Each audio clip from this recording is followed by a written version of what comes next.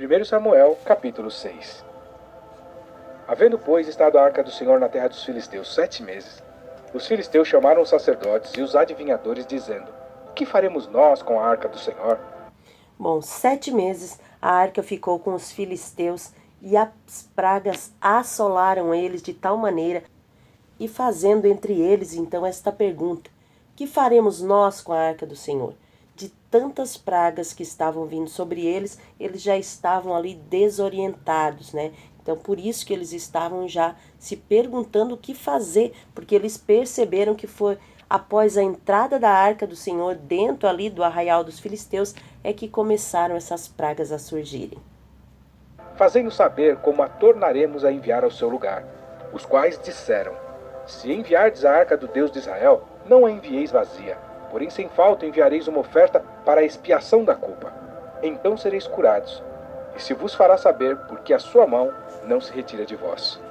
Então disseram: Qual é a expiação da culpa que lhe havemos de enviar?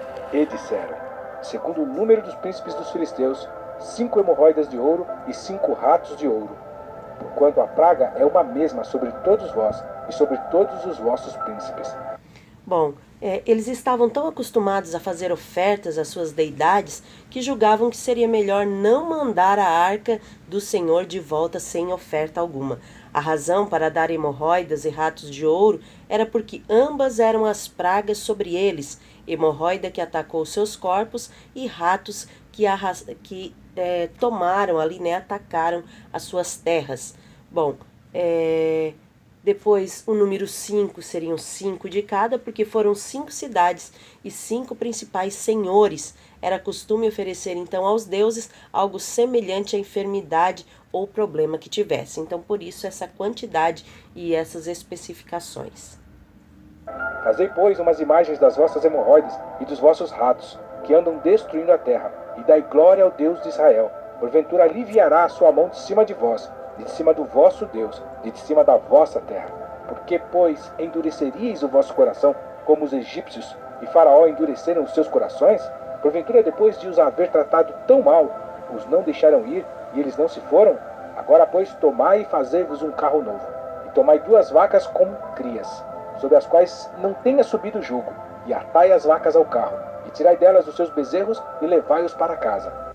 Bom, a arca deveria ser carregada apenas pelos sacerdotes, que eram consagrados, mas a Filístia não possuía tais conhecimentos, né, e nem tais sacerdotes que pudessem carregar a arca de fato. Por isso eles escaparam de julgamento, né? Depois a gente vê, mais à frente a gente vai ver que alguém por tocar na arca é morto, e a gente pode se questionar, mas como que os filisteus tocaram e não morreram? Porque eles não tinham esse conhecimento, né? Então a Bíblia é bem clara quando ela também diz, né, que Deus não leva em consideração o tempo da ignorância. Ou seja, se você não sabe que é errado, Deus não vai te julgar por isso. Agora, o problema dos filhos de Israel é que eles sabiam que eles não poderiam tocar na arca e eles sabiam que somente os sacerdotes consagrados é que poderiam estar levando e com a arca toda tapada com os tecidos. Enfim, era um outro ritual, né, algo diferente, e os israelitas sabiam, já os filisteus não, então por isso que não veio julgamento sobre eles.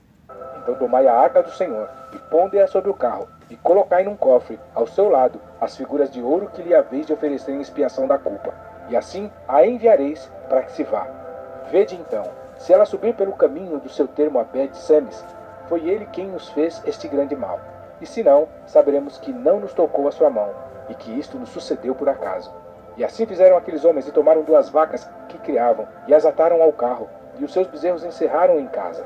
Puseram a arca do Senhor sobre o carro, como também o cofre com os ratos de ouro e com as imagens das suas hemorroidas. Então as vacas se encaminharam diretamente pelo caminho de Bet-Semes e seguiam o mesmo caminho, andando e berrando, sem se desviarem, nem para a direita nem para a esquerda. E os príncipes dos filisteus foram atrás delas até o termo de Bet-Semes. E andavam os de Bet-Semes, fazendo a cega do trigo no vale. E levantando seus olhos viram a vaca, e vendo-a se alegraram. E o carro veio ao campo de Josué, o Bet-Semita, e parou ali onde havia uma grande pedra, e fenderam a madeira do carro, e ofereceram as vacas ao Senhor em holocausto. E os levitas desceram a arca do Senhor, como também o cofre que estava junto a ela, em que estavam os objetos de ouro, e puseram-nos sobre aquela grande pedra.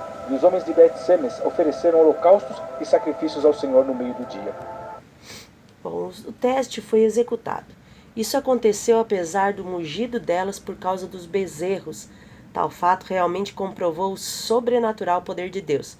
Imagine você, 2 vacas caminhando por vontade própria, ouvindo seus bezerros a chamarem, mas elas não pararam e elas seguiram em frente, obedecendo à vontade do Senhor, né? Já pensou, elas não precisaram ser obrigadas, elas por vontade própria, elas caminharam por cerca de 32 a 36 quilômetros.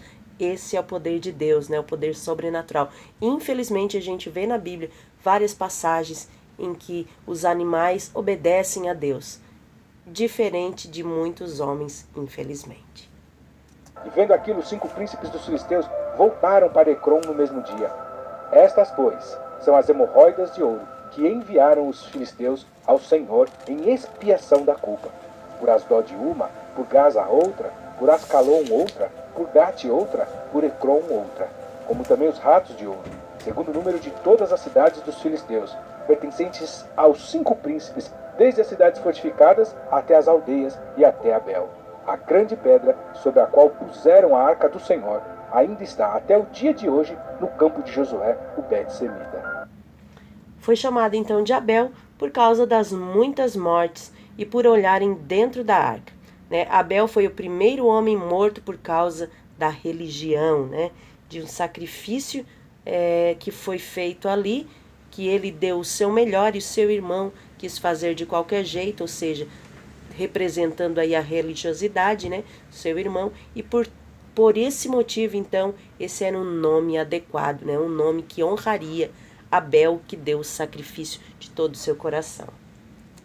E o Senhor feriu os homens de Bet-Semes, enquanto olharam para dentro da arca do Senhor. Feriu do povo 50.070 homens. Então o povo se entristeceu, porquanto o Senhor fizera tão grande estrago entre o povo. Então disseram os homens de Bet-Semes: quem poderia subsistir perante este santo Senhor Deus? E a quem subirá de nós? Enviaram, pois, mensageiros aos habitantes de Criat-Jearim, dizendo: os filisteus remeteram a arca do Senhor. Descei, pois, e fazei-a subir para vós. A arca ficou ali por 20 anos, até que Davi tomou a arca novamente dali e a levou então para Jerusalém. Queremos encerrar este capítulo desejando que Deus abençoe a sua casa, sua vida, sua família, sua saúde, o seu ministério, em nome de Jesus.